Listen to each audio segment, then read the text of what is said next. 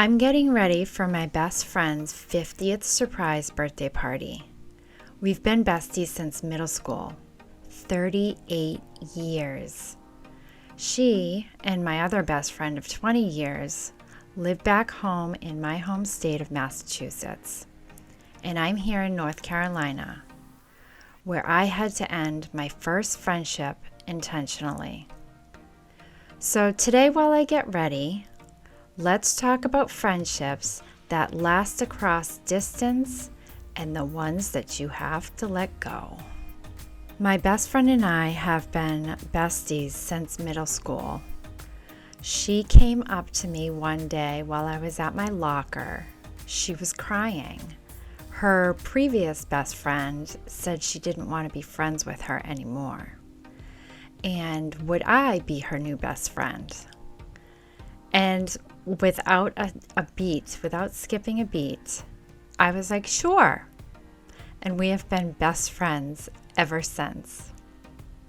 Now, my other best friend of 20 years, we met because she was a neighbor of mine and our children played together.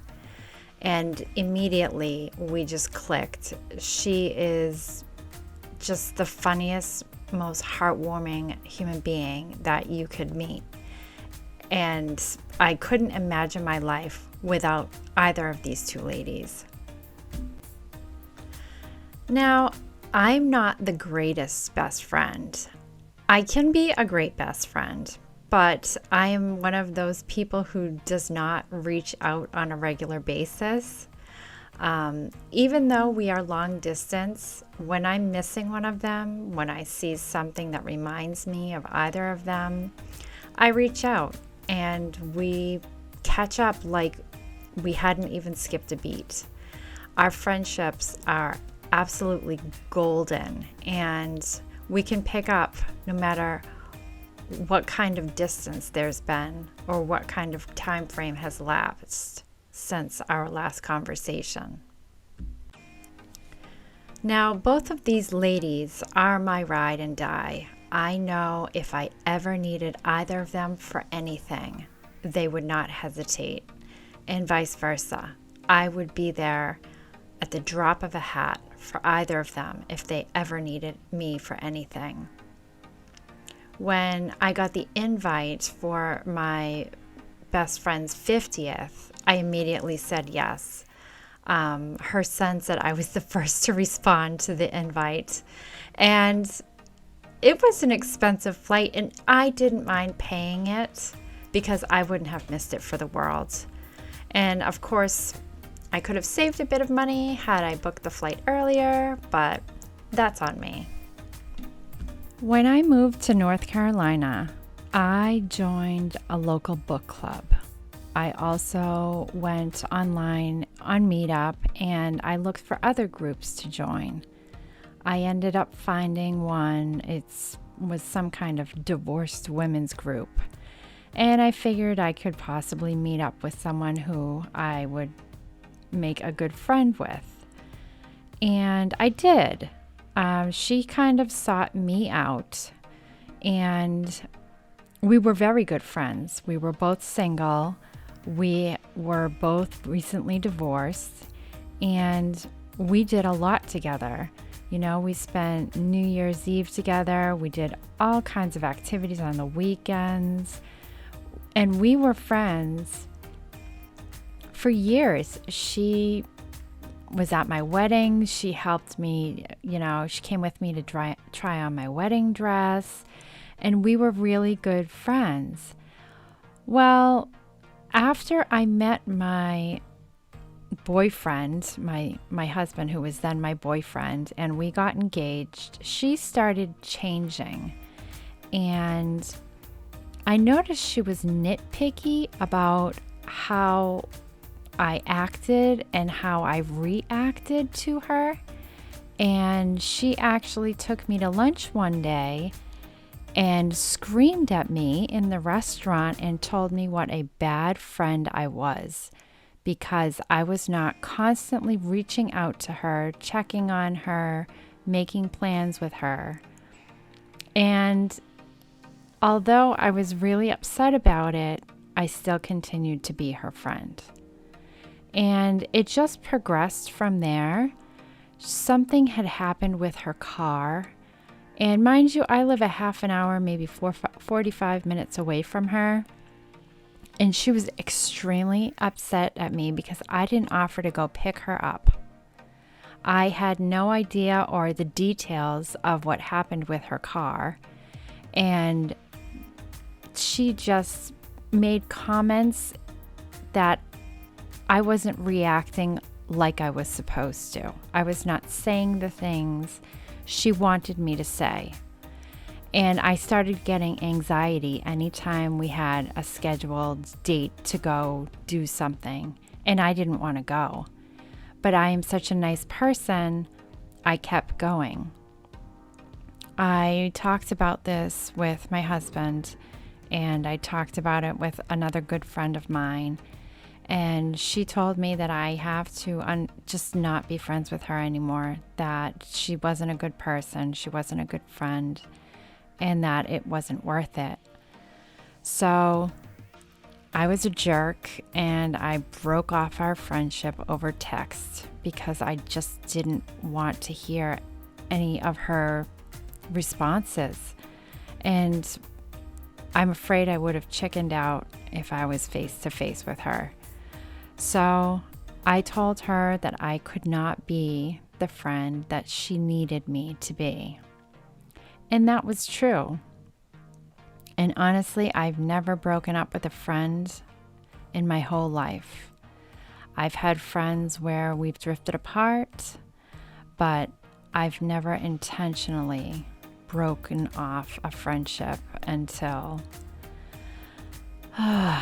maybe 2 years ago, almost 3 years ago now. And I felt so much guilt for at least a year and a half afterward, saying maybe I should reach out to her and maybe I was wrong. But I stuck to my guns, and I unfortunately had to let that one go. Working from home makes it really tough to meet people organically. Like my first best friend who I met in middle school, and my second best friend who was my neighbor and I met through our children. And the third one who didn't work out that I met at a divorced women's group. But I work from home, and as I mentioned in my last video, I don't leave my house very often. So it doesn't really make for the best situation in meeting new friends. My husband and I have tried. We met a couple who owns like a deli, and we tried for years to set up kind of like an adult date with them, and it never seemed to pan out. And even before I moved to North Carolina, a lot of transients online stated how difficult it is to actually make a real friend in North Carolina, and I am finding that to be so true. But I know that everything happens for a reason, and people come in and out of your life with the seasons. So I am just patiently waiting for my next friend to swoop in. Moving to California, I really, truly am hoping to meet a few friends. Like, I would love to have a group of friends that meets on a Friday night and has pizza dates.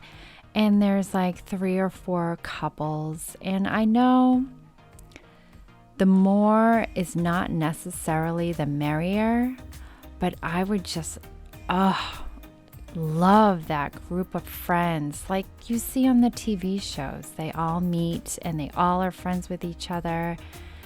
And they have their ups and downs, but they are thick as thieves. And man, do I drool in jealousy watching those shows, because I just would adore that. My hope moving to California is that we can meet some couples friends. And my husband and I have been talking about maybe joining softball. I am definitely going to join a book club or two, and maybe some kind of sports something or other. I would love to join a wiffle ball group, but I know that's not a hugely famous thing. We also already have family there. I haven't met all of the family that we have there because they are on my husband's side, but I have no doubt that we're going to be fast friends. I'm very easygoing, I'm very lovable, and I think they are too. If my husband loves them, then I do too. And I do still have my 2 OGs back in Massachusetts, but sometimes it's not the same, you know? You need friends physically surrounding you to go do things with. And from coast to coast, you know, that's not exactly the cheapest trip. So I'm really hoping that we can meet some great couple friends and have a nice group. That would be the ideal situation. I'm not starting over. I'm just starting intentional this time. So here's to celebrating 38 years with my bestie tonight, honoring the friendship I had to release and staying open to what's ahead in California. If you've had to end a friendship or struggle to make a new one, please drop a comment. I would love to hear your story. Thank you for watching. Have a great week.